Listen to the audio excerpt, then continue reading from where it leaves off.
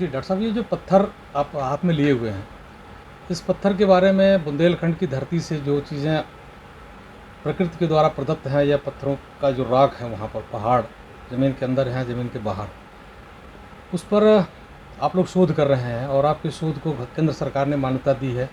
आप लोगों को सपोर्ट करने के लिए कुछ फंडिंग अभी दिया है भारत सरकार ने। इन पत्थरों का यूटिलाइज़ेशन क्या है? इन पत्थरों का देश, समाज और राष्ट्र के लिए क्या उपयोगिता हो सकती है आने वाले समय में?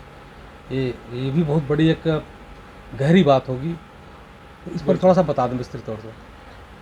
चलिए, ये जो पत्थर मैं हाथ में लिया हूँ, आप इसको हम लोग टोनालाइट, ट्रोंजोमाइट, ग्रानोडायरेट नाइस करके कहते हैं। इसको संक्षेप में है, इसको टीटीजी नाइस कहा जाता है। तो इसका सबसे ज़्यादा जो महत्व ये है कि ये पत्थर आपको मिलते ही आप जान लीजिए जहाँ भी ये मिलता है, तो ये इसका उम्र लगभग 2500 मिलियन ईयर से ज़्यादा होता है। तो एक तो पहली ये बात है, लेकिन ये पत्थर कभी कभी 3600, 3700, कभी कभी 4000 मिलियन ईयर्स तक होने की संभावना है।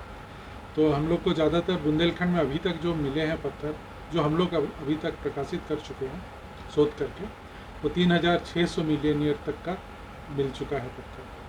अब मान लीजिए कि पृथ्वी का उत्पत्ति हुआ था 4500 मिलियन ईयर पहले, और लगभग 1000 मिलियन ईयर के बाद का तो उतना समय लग गया, 900 मिलियन ईयर लग गया उसको ठंडा होने में, और उस समय ये पत्थर बन गया था।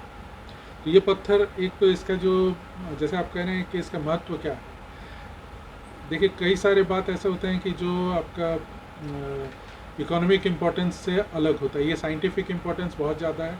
इसके बाद ज़्यादातर हम लोग का जो खनिज मिलता है देश में, प्रदेश में या विश्व में, ज़्यादातर आर्केन रॉक्स में मिलते हैं। मतलब जो भी पत्थर 2500 साल से पुराना है, ज़्यादातर हम लोग के जो खनिज होते हैं उसमें मिलते हैं।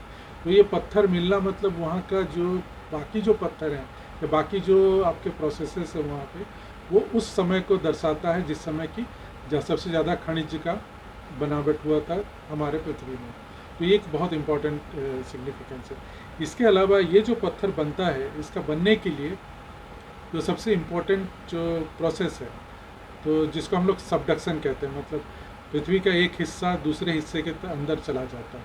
तो हम लोग का जो समंदर वाला जो भाग है, जैसा अभी जहाँ पे समंदर, उसके नीचे जो क्रस्ट है, वो जब कॉन्टिनेंटल क्रस्ट के नीचे चला जाता है, तो ज़्यादातर क्या होता है, ये जो प्रोसेस है, ओशनिक क्रस्ट का डेंसिटी ज़्यादा होता है, तो उसके बेसिकली उसका लाइट होता है आपका कॉन्टिनेंटल क्रस्ट, उसका डेंसिटी कम होता है। तो जब ये ओशनिक क्रस्ट नीचे जाता है, वो पिघल के उसमें से लावा मैग्मा निकलता है, और वो मैग्मा जाके बनता है आपका ये टीटीजी नाइसिस।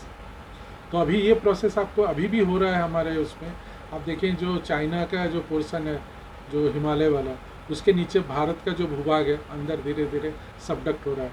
तो ये चीज़ बुंदेलखंड में, सोचिए आज से 3700 मिलियन ईयर पहले ये चीज़ वहाँ हो रहा था और हुआ था। उसका अवशेष अभी भी, उसके जियोलॉजिकल एविडेंस है, अभी भी हम लोग को वहाँ मिल रहा है। आपको वहाँ पे अगर आप बुंदेलखंड में जाके देखेंगे, जो तब जब सबडक्शन हुआ था, उसमें आप सोच लीजिए उस समय वहाँ पे ज्वालामुखी था समंदर के नीचे। तो जो आप महोबा, बांदा, बबीना, ये जितने एरिया आप देख रहे हैं लंबा में 200, करीब लगभग 200 किलोमीटर या उससे लंबा, कबराई से लेकर आपके बबीना के पश्चिम तक, एक समय ये बहुत बड़ा समंदर था।